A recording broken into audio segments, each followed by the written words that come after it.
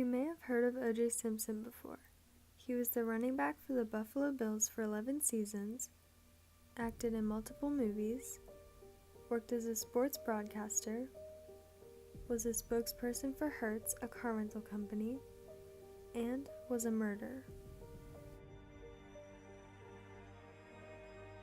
On June 12, 1994, O.J. Simpson murdered his ex-wife Nicole Brown and her friend Ronald Goldman by stabbing them to death outside Nicole's home in Los Angeles because he thought his anger at her from the divorce would go away if he killed her.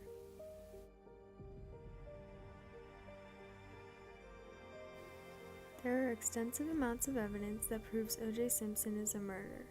Some of the evidence includes Simpson's hairs found on a hat collected from the location of the murders and on Ron Goldman's shirt. Cotton fibers from the carpet in Simpson's Ford Bronco were on a glove found in Simpson's yard and on the hat found at the murders. DNA tests confirmed that Simpson's blood was found at the murders. There was also blood in Simpson's Bronco, his bedroom, driveway, and foyer. The blood on the Bronco matched Simpson's, Nicole's, and Ron's. Nicole's blood was also found on Simpson's socks in his bedroom. An extra-large glove was found at the murders, and the matching one was found at Simpson's house. The bloody shoe prints found at the murders were size 12, the same size shoes Simpson wears. When Simpson was told about the murders, he had a strange reaction and didn't even ask how they were killed.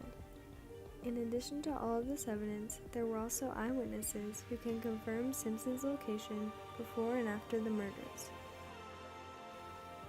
Cato Kalin, Charles Cale, Jill Shively, and Alan Park were 4 witnesses that can confirm Simpson's location on June 12, 1994. At 9:36 p.m. that night, Cato Kalin, who was staying in Simpson's guest house, sees Simpson in the driveway wearing a dark sweatsuit. Between 9:30 and 9:45 p.m., Charles Cale was walking his dog by Simpson's residence and does not see Simpson's Bronco parked on Rockingham, confirming that Simpson was not home at this time. Around 10 p.m., Jill Shively was driving on San Vincent Boulevard when a Ford Bronco drove through a red light and she had to swerve to avoid being hit by it. She said the man in the car was O.J. Simpson, and that would place him just blocks away from the location of the murders before they took place. At 10:22 to 10:30 p.m., limo driver Alan Park also does not see Simpson's Bronco parked on Rockingham.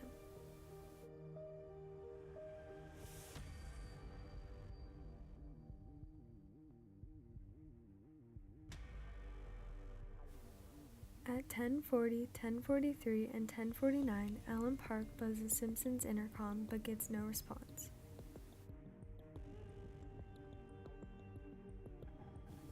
At 10:50 p.m., Simpson's Bronco was seen parked on Rockingham, confirming Simpson returned home around that time. At 10:51 or 10:52 p.m., Cato Kalin hears 3 thumps on the wall outside his room, which is also where one of the gloves was found. At 10:55 p.m., Simpson exits his house and tells Alan Park that he is late because he overslept and had to take a shower. These eyewitnesses confirm Simpson's location around the time of the murders. Besides evidence and eyewitnesses, there is one more thing that proves Simpson is the murderer, and that is that he hypothetically confesses.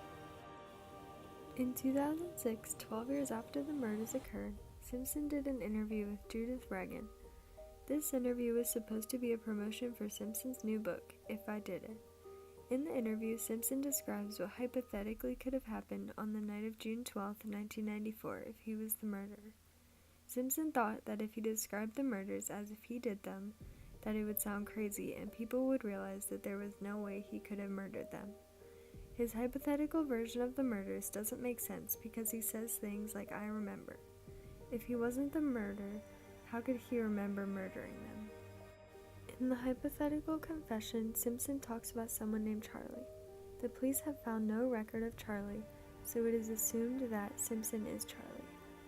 Well, first of all, this is very difficult for me to do this. It was very difficult for me because it's hypothetical. I know and I accept the fact that people are going to feel whatever way they're going to feel. They're going to some whatever they want to feel. In the book, the hypothetical is Charlie pulls that up. Charlie. This guy Charlie shows up, the guy who I recently become friends with, and I don't know why he had been by Nicole's house, but it told me you wouldn't believe what's going on over there. And I remember thinking, well, whatever's going on over there's got to stop, right?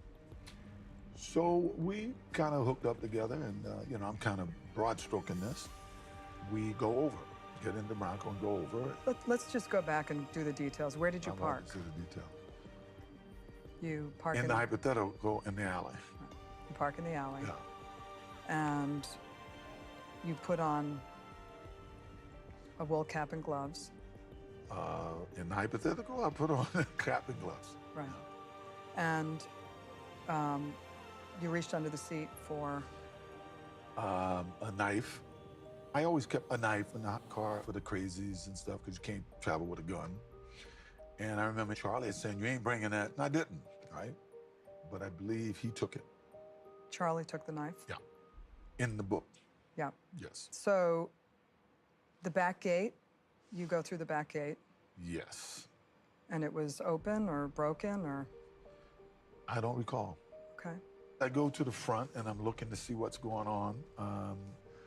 And I can see that it appears like Nicole had candles all the time. She really did, to keep her overhead down, I think. And music was on, and while I was there, a guy shows up. So Ron Goldman comes in the back gate. Yeah, a guy that I really didn't recognize. I may have seen him around, but I really didn't recognize him to be anyone. And in the mood I was in, I started having words with him. He says to you, I just came by to return a pair of glasses. Judy left them at the restaurant. Yeah, words to that effect, yes. And he was I don't know if I believed it or didn't believe it. It was pretty much immaterial, because, I was more concerned about everything that was going on, and was fed up with it, I guess. And you get into a fight. Nicole comes out. A verbal fight. Got a little loud, and by that time, Nicole had come out, and we started having words about who is this guy, why is he here, what's going on. And she says, this is my house, get that here.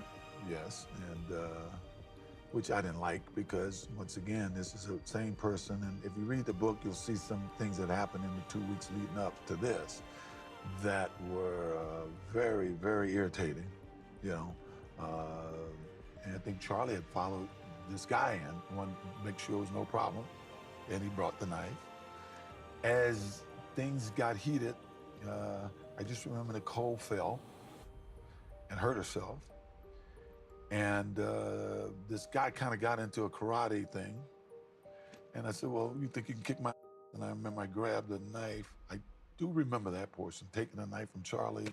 And to be honest, after that, I don't remember, except I'm standing there and there's all kind of stuff around, and what kind of stuff? Blood and stuff around.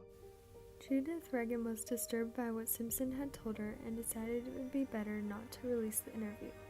However, the interview resurfaced and was released last year. The releasing of this interview makes it almost impossible to deny Simpson as the killer. Despite all of the evidence pointing towards Simpson, some people may doubt that he is the murderer because of the poor collection of evidence by the Los Angeles Police Department.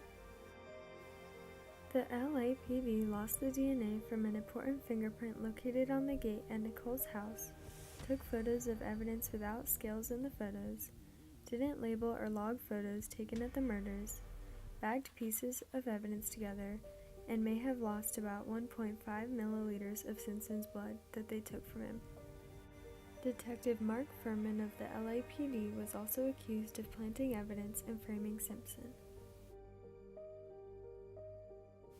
The mishandling at the murder scene by the LAPD is suspicious, but if you look at the facts, Simpson's blood and hairs on the bodies, Simpson's, Nicole's, and Ron's blood in Simpson's Bronco, the blood in Simpson's house, the matching gloves, Simpson's strange reaction to being told his ex-wife was murdered, and the fact that there was never any other suspects, O.J. Simpson is the obvious killer.